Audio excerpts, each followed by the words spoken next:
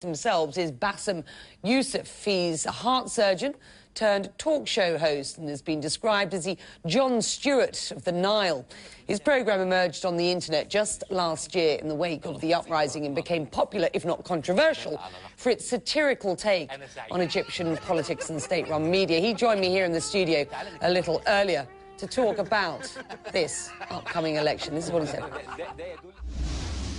Bاسm, you're a satirist, a political satirist. Just how seriously are you taking these elections?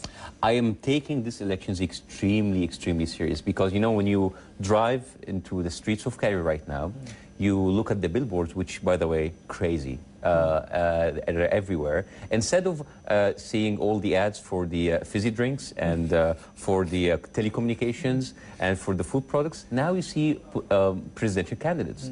You open up the TV, it's like ads, really intense, very well made, expensive TV ads for each candidate.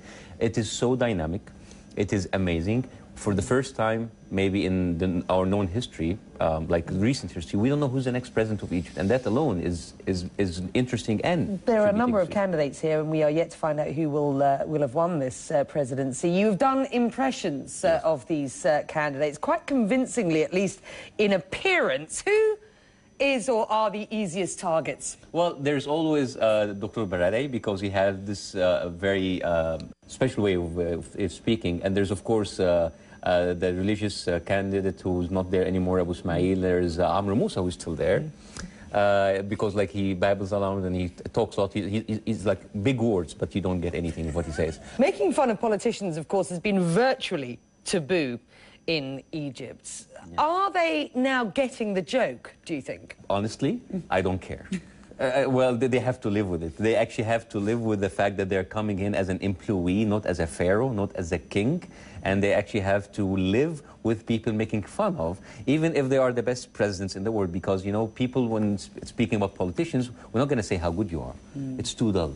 We're just going to pinpoint the really funny stuff. Why do you think this show, or a show like yours, is resonating so much with the Egyptian audience in 2012? Well, you know, satire and sarcasm is a part of our culture, but we have a saying that, like, oh, I love you when you make fun of other people, but not me.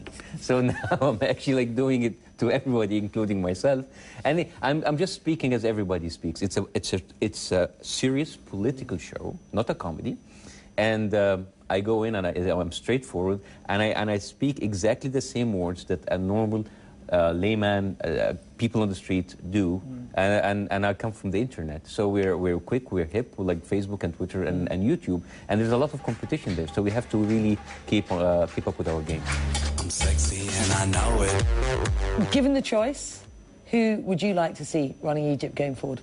I don't know. I'm between choosing the best person and the best person to make fun of. So I don't know.